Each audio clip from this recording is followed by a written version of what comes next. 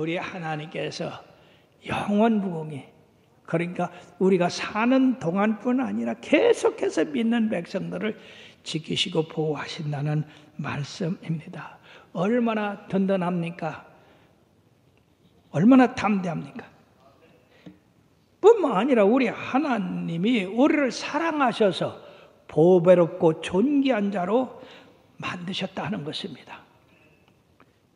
우리가 어떻게 하나님의 눈에 보배롭고 존귀한 자가 되겠습니까? 우리는 벌레만도 못한 죄인들입니다. 그럼에도 불구하고 하나님께서 우리를 택하셔서 넌 내 자녀라, 내 아들이라, 내 딸이라 그렇게 하시면서 우리를 보배롭고 존귀한 자로 만드신다고 하는 것, 이거는 너무나 큰 하나님의 은총인 줄 믿습니다. 어떤 우리의 공로나 우리 어떤 재주란 능력으로 된 것이 아니에요. 이건 전적으로 하나님의 절대적인 주권과 그리고 사랑 때문에 우리를 이처럼 보배롭고 존귀하게 만드셨다고 하는 것입니다. 그러면 우리가 어떻게 존귀한 자가 되느냐? 사랑하는 여러분들이요, 우리가 물건을 살 때 말해요, 그 값은 바로 물건의 그 귀하고 낮은 정도를 취급하는 거예요. 만약 여러분 이 컵을 살 때 이것이 10,000원이라면 10,000원 가치가 있지만 이게 10만 원이라면 10만 원 가치가 있는 것이고 이게 100만 원이라면 100만 원 가치가 있는 겁니다. 내가 그 물건을 살 때 그 가치에 대한 돈을 치름으로 말미암아 그 물건의 가치가 나타나는 거예요. 근데 하나님이 나와 여러분들을 대속할 때 얼마를 주고 우리를 사셨느냐? 우리의 죄값으로 세상에 하나님의 아들을 값주고 우리를 사셨어요. 하나님의 아들의 값이 여러분들 얼마나 되겠어요? 1억? 1,000억? 10,000억? 온 세상을 줘도 그 하나님의 아들의 그 생명을 살 수가 없습니다. 그러나 하나님이 세상을 이처럼 사랑하사 독생자를 주셨으니 이런 저를 믿는 자마다 멸망치 않고 영생을 얻게 하려 함이라. 우리 같은 죄인을 영생을 얻게 하기 위하여 당신의 아들을 값으로 주고 우리를 사셨어요. 그러면 우리의 값은 얼마예요? 말도 할 수 없죠, 그죠? 즉 우리의 값은 예수님의 생명과 같은 거예요. 왜? 예수님의 생명과 우리의 생명을 바꿨기 때문에. 이거를 안다면 어찌 우리가 하나님 앞에 보배롭고 존귀한 자가 되지 않을 수가 없겠습니까? 자기 아들을 주고 우리를 사셔서 우리를 이렇게 존귀하게 보배롭게 삼으셨어요. 뿐만 아니라 우리를 사셨을 뿐 아니라 그 백성들을 가나안 땅에 거하게 하셔서 거기서 하나님을 섬기며 영원토록 하나님의 나라를 이루게 하고 그 나라를 통해서 세계 모든 민족을 구원하게 하려 그런 계획을 세웠던 것입니다. 즉 우리는 하나님의 아들로서 저 영원한 천국을 우리들에게 예비해 주셨습니다. 우리가 이 땅을 떠나는 날 곧바로 그 영화로운 하늘나라에 들어가게 되는데 바로 우리를 통해서 이와 같이 세상에 안 믿는 사람을 예수 믿게 해서 하나님의 이 놀라운 사랑을 전하는 것입니다. 그렇게 함으로써 우리를 통해서 하나님의 백성들이 자꾸 많아지게 하는 그런 일을 하셨으니 얼마나 감사한 일입니까? 우리가 하나님의 나라의 기업을 받을 그런 자격이 있습니까? 없습니다. 그러나 예수 그리스도의 이름으로 말미암아 우리가 하나님 자녀되고 자녀되었으면 후사가 되어서 하늘에 그 놀라운 모든 것을 가질 수 있는 그런 기업을 물을 자가 됐다는 것입니다. 그러므로 이후에 우리가 하나님 나라에 올라가서 누릴 그 영광을 생각하면은 우리가 상상할 수도 없는 것입니다. 그러므로 이 땅에 있는 동안에 우리를 보배롭고 존귀하게 여긴 우리 하나님 앞에 감사하고 찬양하고 영광 돌 수밖에 없습니다. 자, 우리 하나님 앞에 감사 박수합시다. 따라합시다. 나는 하나님의 자녀입니다. 나는 천국을 소유했습니다. 나는 보배롭고 존귀한 자입니다. 여러분들 항상 이 말씀을 마음에 품으십시오. 그렇게 한다면 여러분들의 생각이 달라질 것이고, 여러분들의 말하는 것이 달라질 것이고, 여러분들의 행동이 달라질 줄 믿습니다. 하나님의 거룩한 자녀가 되는데 우리가 어떻게 함부로 생각하고 나쁜 거 말하고 어떻게 나쁜 행동을 할 수가 있습니까? 그러므로 로마서 8장 31절에서 35절 그리고 37절에 다 같이요. 그런즉 이 일에 대하여 우리가 무슨 말하리요? 만일 하나님이 우리를 위하시면 누가 우리를 대적하리요? 자기 아들을 아끼지 아니하시고 우리 모든 사람을 위하여 내주시니가 어찌 그 아들과 함께 모든 것을 우리에게 주시지 아니하겠느냐? 누가 능히 하나님께서 택하신 자들을 고발하리요? 의롭다 하신 이는 하나님이시니 누가 정죄하리요? 죽으실 뿐 아니라 다시 살아나시는 그리스도 예수시니 그는 하나님 우편에 계신 자요 우리를 위하여 간구하시는 자시니라. 누가 우리를 그리스도의 사랑에서 끊으리요? 환난이나 곤고나 박해나 기근이나 적시나 위험이나 칼이랴. 그러나 이 모든 일에 우리를 사랑하시는 이로 말미암아 우리가 넉넉히 이기느니라. 넉넉히 이기느니라.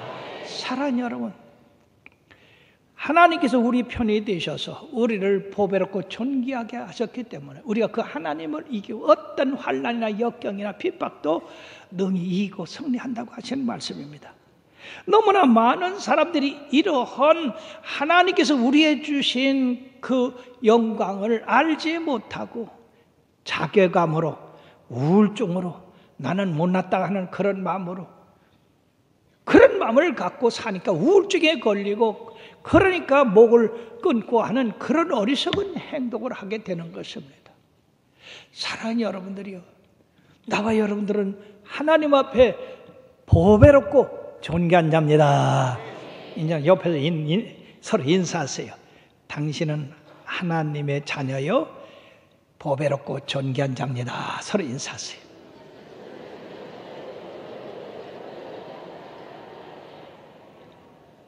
한 사람한테만 하냐?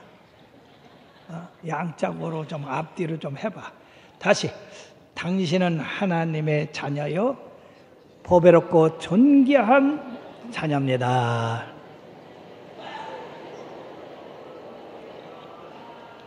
믿음으로 사는 자는 하늘 위로 받겠네. 무슨 애를 만나든지 만사형통하리라. 무슨 애를 만나든지 만사형통하리라.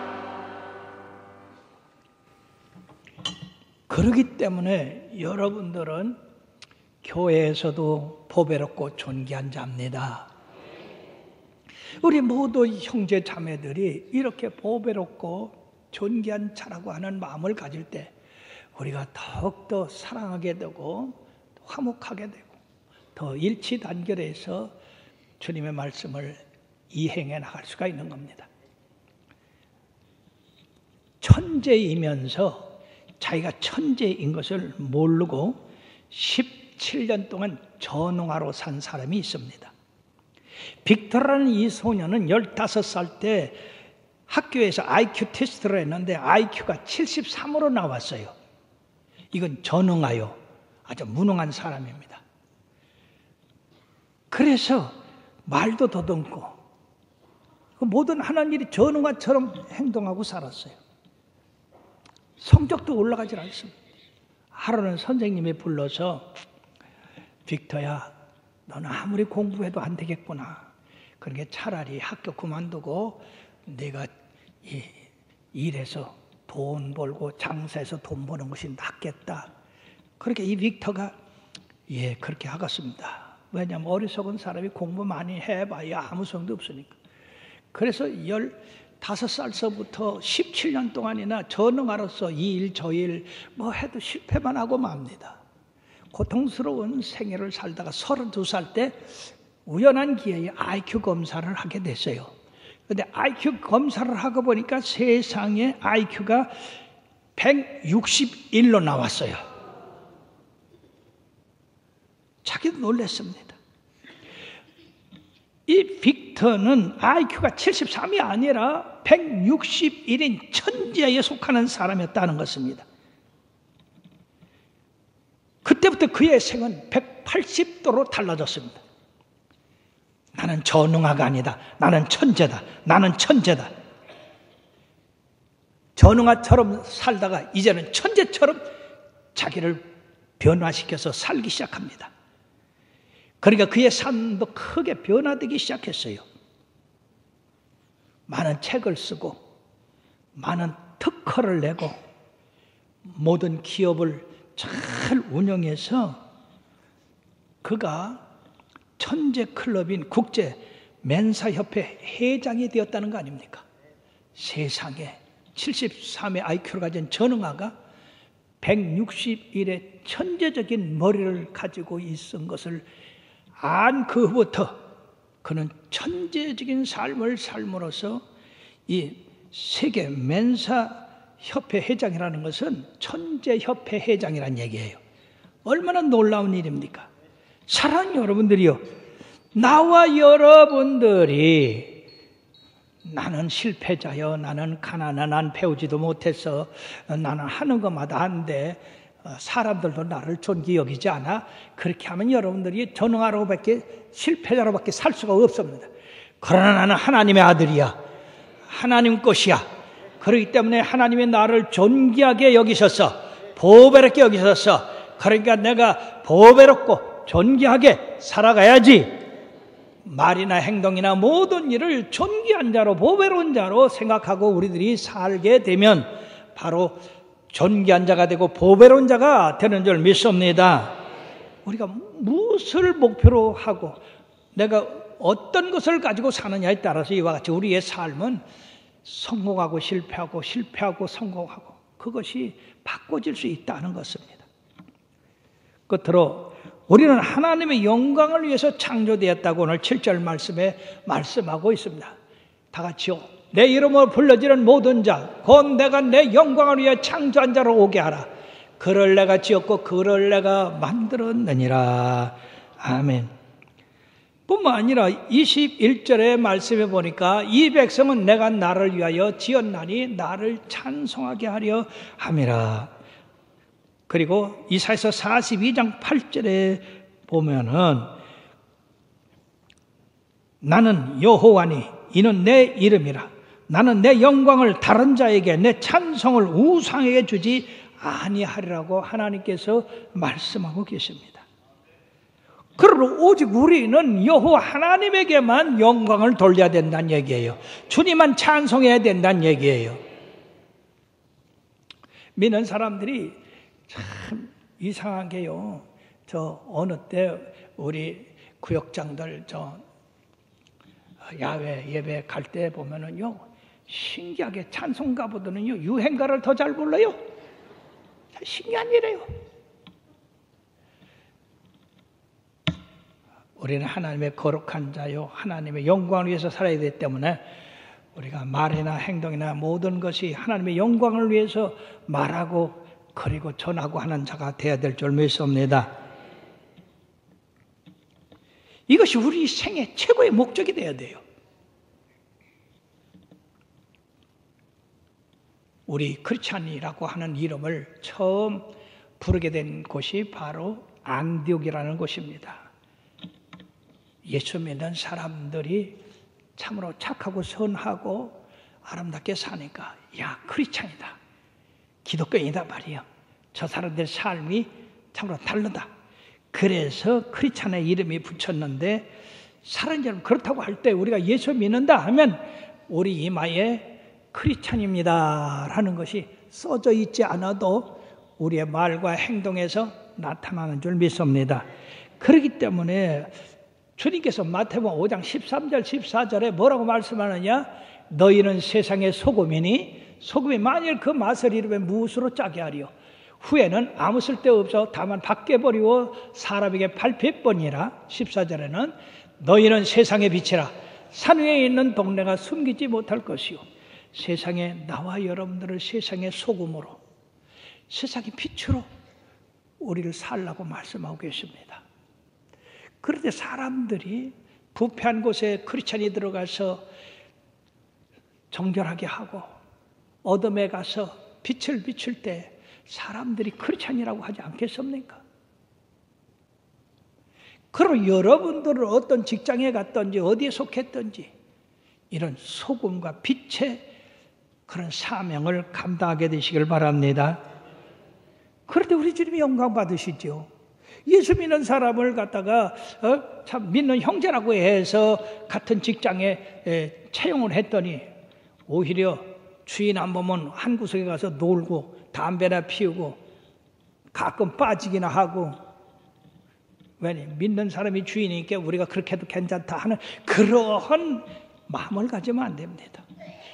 주인이 예수를 믿든지 안 믿든지 우리가 빛과 소금의 역할을 할 때 그들이 감동돼서 또 그리스도의 복음이 그를 통해서 또 옆으로 확장돼 나갈 줄로 믿습니다. 어떤 장로님이 대마초에 연루가 돼서 감옥살이를 4개월이나 살았어요. 그래서 너무나 부끄럽고 창피해서 자살하려고 유리 조각을 갖고 손을 걸라고 보니까 옆에 성경책이 보이더라고 말이에요. 그래서 죽기 전에 성경이나 읽고 죽자. 성경을 읽다 보니까 이사야서 43장을 읽게 됐어요. 야곱아, 너를 창조하신 여호와께서 지금 말씀하시니라. 이스라엘아, 너를 지으신 이가 말씀하시니라. 너는 두려워하지 말라.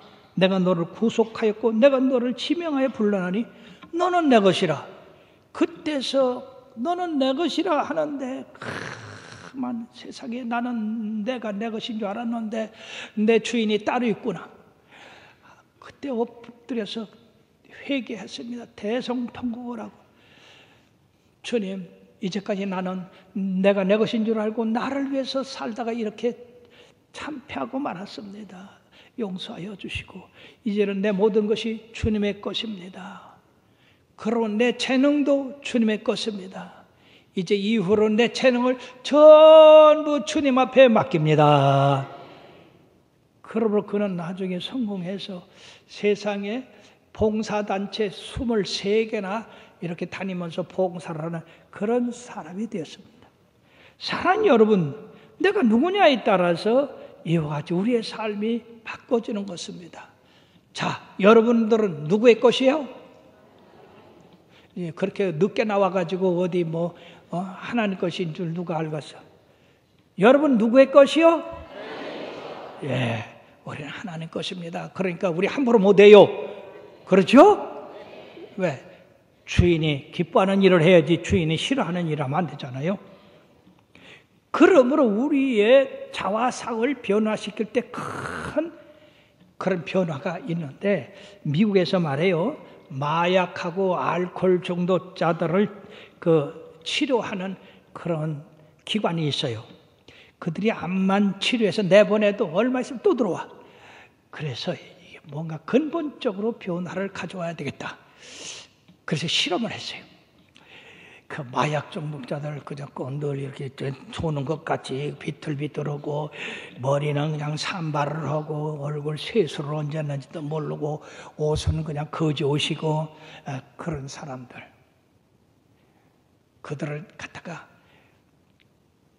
목욕을 깨끗이 시키고 머리를 짧게 깎아서 산뜻하게 하고, 그리고 좋은 옷을 입혀 넥타이 와이셔츠를 입혀서 신사복을 착 해가지고 신사를 만들고, 그 다음에 큰 거울 앞에 그들을 세웠어요. 그러니까 이 사람들이 깜짝 놀라며, 아니 저 속에 있는 사람이 나란 말이야? 아니 내가 저런 사람이란 말이야? 이 사람들이 그걸 보고, 나도 저런 사람이 될 수 있구나. 나도 신사가 될 수 있구나. 근데 내가 왜 이 모양이지?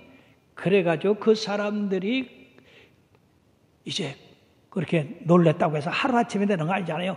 그래가지고 계속해서 신사복을 입히고 아주 단장을 시키고 거울 앞에 세우고 이렇게 자기를 자화상을 찾게 했어요. 그들이 말해요.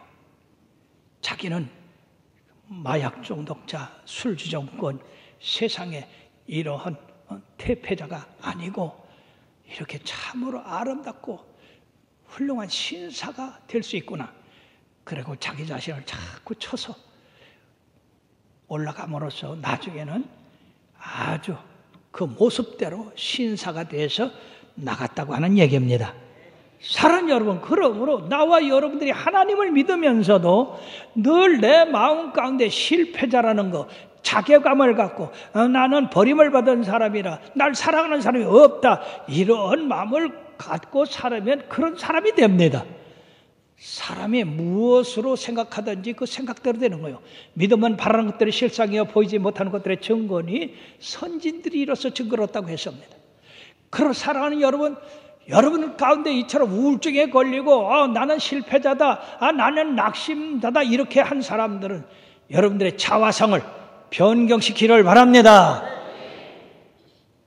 여러분들은 하나님의 사랑받는 고귀하고 존귀한 자녀들입니다.